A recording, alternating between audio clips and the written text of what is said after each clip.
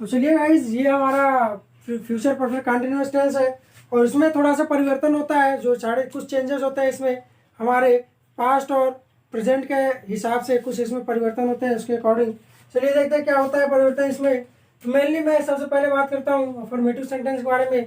तो देखिए, affirmative sentence सबसे पहले सब्जेक्ट होता है, उसके बाद हमारा विल या सेल लगता है। विल हमारा सबके साथ लगता है, सेल केवल आई एंड वी के साथ हमारा सेल लगेगा। बाकी सारे सब्जेक्ट के साथ हमारा क्या लगेगा, विल लगेगा। उसके बाद हमारा हैव बीन लगेगा प्लस वर्ब का फोर्थ फॉर्म मतलब आईएनजी फॉर्म लगेगा। उसके बाद ऑब्जेक्ट सिंस और फॉर लगेगा और बाकी चीजें उनको लोग ऐसे लिख देंगे। इसमें देखने वाली बात यह है कि हमारा हेल्पिंग वर्ब इसमें जो है कि हमारा विल या सेल हो जाता है और हैव बीन हमारा एक और अलग हेल्पिंग वर्ब हो जाता है। तो इसी प्रकार से निगेटिव सेंटेंस भी हम लोग बनाएंगे। सब्जेक्ट रहेगा, विल सेल लगेगा, उसके बाद हम लोग नॉट लिखेंगे, उसके बाद हैव बीन लगाएंगे, फिर वर्ब का आईएनजी फॉर्म और ऑब्जेक्ट और सिंस या फॉर्म से कोई एक चीज लगाएंगे। इसी प्रकार से इंट्रोगेटिव सेंटेंस जो हमारा डायरेक्ट इंट्रोगेटिव होगा, जिसमें क्वेश्चन वर्ड नहीं होगा, उसका हम लोग किस प्रकार से बनाएंगे। विल या सेल को सबसे पहले लिख देंगे, उसके बाद हमारा सब्जेक्ट रहेगा। अगर इसमें निगेटिव आ गया तो नॉट लगेगा, अगर निगेटिव नहीं आया तो हैव लगेगा, हैव बीन लगेगा, उसके बाद वर्ब का फोर्थ फॉर्म और ऑब्जेक्ट और सिंस या फॉर्म में से कोई चीज। निगेटिव ये चीज आपको देखने को मिला होगा कि हैव या बीन के बीच में हमारा नॉट नहीं लगेगा और हमारा विल या सेल के बाद ही नॉट लग जाएगा। उसी प्रकार से इंटीग्रेटिव सेंटेंस अगर अगर हमारा विथ क्वेश्चन वर्ड आ गया, जिसमें हमारे क्वेश्चन वर्ड जैसे how many, how much, when, where, what, why, ये सब आ गया, तो हम लोग कैसे करेंगे। सबसे पहले क्वेश्चन वर्ड हम लोग लिख देंगे, उसके बाद विल या सेल, उसके बाद सब्जेक्ट और हैव बीन लगाएंगे, वर्ब का फोर्थ फॉर्म, ऑब्जेक्ट और सिंस फॉर्म में से एक चीज लगा के बाकी चीजों को लिख देंगे। इसी प्रकार इंट्रोगेटिव निगेटिव सेंटेंस में जैसे कि मैं 4 वर्षों से विद्यालय क्यों नहीं आ रहा हूँगा, तो इस प्रकार से क्यों भी आ गया और नहीं भी आ गया तो उसको इनडायरेक्ट इंट्रोगेटिव निगेटिव सेंटेंस बोलते हैं। तो इसमें हम लोग क्वेश्चन वर्ड को सबसे पहले लिखेंगे, उसके बाद विल सेल लगाएंगे, उसके बाद सब्जेक्ट और नॉट को लिख के हैव बीन लिख देंगे, वर्ब का एजी फॉर्म, ऑब्जेक्ट और सिंस या फॉर्म से कोई एक चीज लिख के बाकी चीजों को उतार देंगे। तो अब हम बात करते हैं एग्जाम्पल्स के बारे में, जिससे आपको जल्दी समझ में आ जाए। तो एग्जाम्पल्स में सबसे पहला एग्जाम्पल है कि वह 4 महीने से पैदल जा रहा होगा। वह 4 महीने से पैदल जा रहा होगा, ये रहा होगा हमारी पहचान है कंटिन्यूअस टेंस की। और अगर हमारा 4 महीने लग गया, अगर टाइम लग गया, तो ये जो है कि फ्यूचर परफेक्ट कंटिन्यूअस टेंस हो गया। चलिए इसका ट्रांसलेशन हम लोग किस प्रकार से करेंगे कि सबसे पहले हम लोग सब्जेक्ट लिखेंगे और यहाँ पर हम लोगों ने ही लिख दिया। उसके बाद हमारा विल या सेल लगेगा।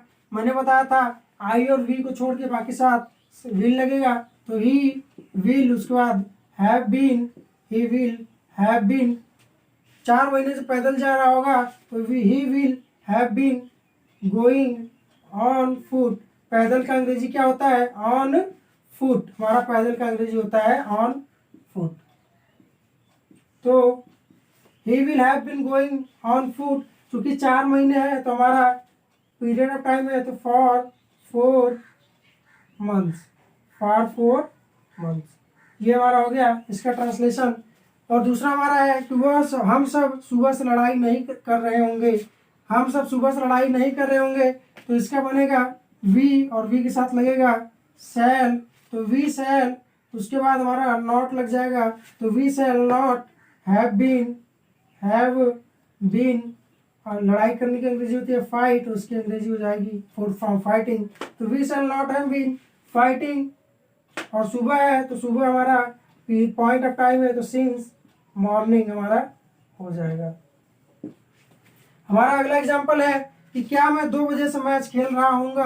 क्या मैं 2 बजे से मैच खेल रहा हूँगा, तो ये हमारा डायरेक्ट इंट्रोगेटिव सेंटेंस है। तो इसमें हम लोग सबसे पहले क्या लिखेंगे, सेल को आगे लिख देंगे, तो shall I have been, shall I have been 2 बजे से मैच खेल रहा हूँगा, तो shall I have been playing match, shall I have been playing match. उसके बाद हमारा 2 बजे से, ये हमारा पॉइंट ऑफ टाइम है, तो इसके लिए हम लोग लगाएंगे सिंस, टू, ओ और क्लॉक। ये हमारा हो गया। तो shall I have been playing match since 2 o'clock, क्या मैं 2 बजे से मैच खेल रहा हूँगा। अगला हमारा एग्जाम्पल है वे सब 1 साल से कहाँ रह रहे होंगे। वे सब 1 साल से कहाँ रह रहे होंगे, तो वे सब कहाँ आ गया हमारा क्वेश्चन वर्ड। तो ये हमारा ये वाला स्ट्रक्चर काम करेगा। तो इसके लिए हम लोग लिखेंगे वेयर। आप लोग स्ट्रक्चर भी देखते रहिए। तो वेयर विल, उसके बाद वे सब है तो they, where will they have been, रहना की अंग्रेजी होती है लिव, और अगर आईएनजी लगा दिए तो लिविंग। तो where will they have been living. अब चूंकि कह रहा है कि 1 साल से, तो हमारा पीरियड ऑफ टाइम है तो फॉर लगेगा, फॉर 1 ईयर, और ये हमारा क्वेश्चन मार्क। तो इस तरीके से कि वे सब 1 साल से कहाँ रह रहे होंगे, तो where will they have been living for 1 year. अगला हमारा सेंटेंस है कि इस विद्यालय में 1976 से कितने विद्यार्थी नहीं आ रहे होंगे। इस विद्यालय में 1976 से कितने विद्यार्थी नहीं आ रहे होंगे। तो इसके पहले जितने भी मैंने आपको टेंस पढ़ाए हैं उसमें हाउ मच, हाउ मेनी और हु का जो स्पेशल केस है वो मैंने आपको बताया हुआ है कि उससे जस्ट बाद उससे रिलेटेड नाउन होता है। तो कितने विद्यार्थी है तो उसका जो रिलेटेड नाउन विद्यार्थी होगा। तो how many student will not have been. अब देखिए 1976 से, कहाँ से 1976 हमारा पॉइंट ऑफ टाइम है, इसके लिए हम लोग सिंस लगाएंगे। तो how many student will not have been coming to इस विद्यालय में, दिस कॉलेज।